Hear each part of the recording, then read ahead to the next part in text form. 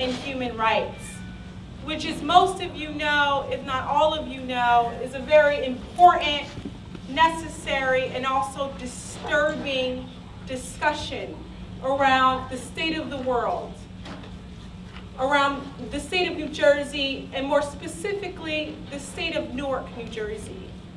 We live in a time where a quarter of our population on this planet lives in poverty. And when we say poverty, we mean people do not have access to the necessary resources that they need. In this country, we've reached a 15-year high. 1 in 7 individuals within the United States of America live in poverty. Now, when we take it back to Newark, we're right back to 25%. 1 in every 4 people in this beautiful city is living in poverty. We're here to not just talk about individuals that don't have the income that they need in order to survive. We're talking about at the heart of poverty, beyond the numbers, beyond the data, beyond the statistics, at the heart of poverty is the denial of someone's economic and social rights. When we talk about poverty beyond the numbers and beyond the data, we're talking about the children that will go to sleep tonight without food, without their bellies full, that will go to sleep tonight hungry. We are talking about the fact that within Newark, New Jersey, we only graduate 54% of our population. We're talking about the fact that thousands of people in this city, millions of people throughout this world will go to sleep without a home. Hundreds of children will go homeless tonight in Newark, New Jersey. At the heart of that is a human rights crisis. I think if poverty was simply a question of a lack of income, we could have a panel of economists up here. But people who are poor don't just lack income. People who are poor, first and foremost, lack power. They lack power, that's why they're poor. They lack the power to change the conditions that force them to lose their rights to dignity and freedom. So human rights is all about power. It's about holding accountable those who are in power, who have an obligation to provide people with all of their rights, including economic and social rights. And it's about giving those who have been denied those rights their power, the power and voice that they need to fight to obtain their rights. So that's why at the heart of the battle against poverty is the fight for human rights. That's what it's about. We know that you can look at the Universal Declaration of Human Rights, you can look at the international covenants, they all say it very clearly that every human being has a right to a decent income. Every human being has a right to have adequate shelter. Every human being has a right to health care. Every human being has the right to a good job. Every human being has a right to a good education.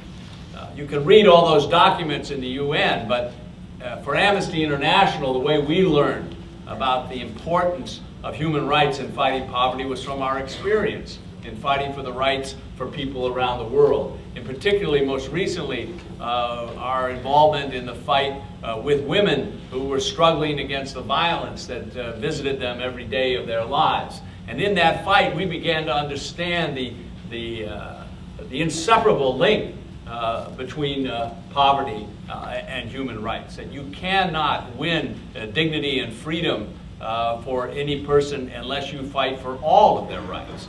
You cannot offer women the opportunity to have a better education and to have good jobs if they can't take advantage of that opportunity because of violence and discrimination.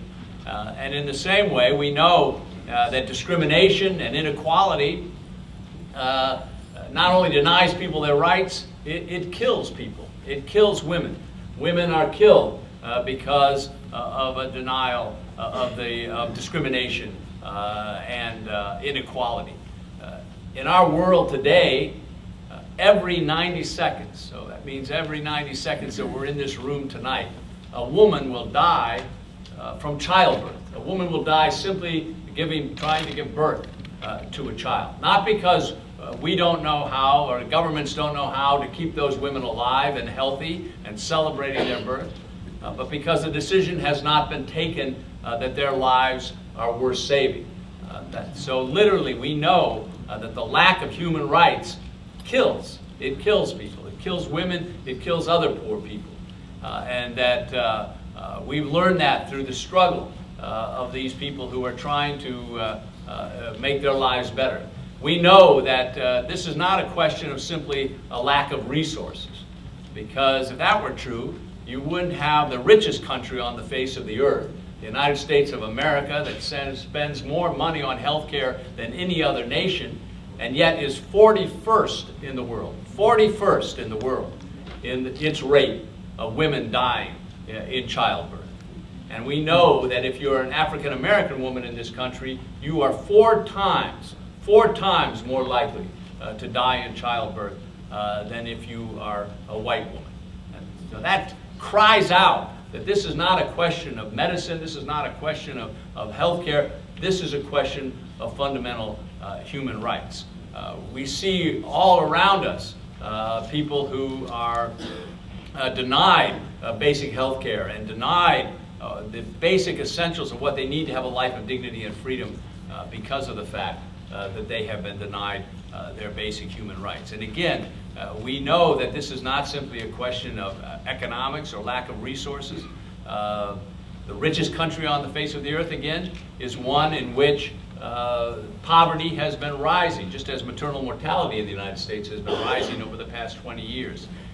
Under international human rights law, every government is obliged to use all the resources that are available to it to, as fast as possible, reduce poverty. And yet in the richest country on the face of the earth, poverty has just risen to one of the highest levels it's ever had in our country, higher than any time since the early 60s. And that, again, is not a question of the economy, because we know that other people during this time of hard economic times are doing very, very well. We know that the richest people in our society have seen their income grow tremendously. So it's not a question of the economics, it's a question of power. And at the heart of that question of power is the question of human rights. We see at Amnesty International our role as joining with people everywhere, including in the United States of America, all around the world, including the United States of America, joining with them in the fight for human rights, which includes the fight to end once and for all poverty. And I just want to end those remarks by quoting someone who's a lot more eloquent than I am, who summed it up, I think, very well, why poverty is a human rights issue. And that's Nelson Mandela, who said, like slavery and apartheid, poverty is not natural. It is man-made, and it can be overcome and eradicated by the actions of human beings. And overcoming poverty is not a gesture of charity. It is an act of justice. It is the protection of a fundamental human right, the right to dignity and a decent life.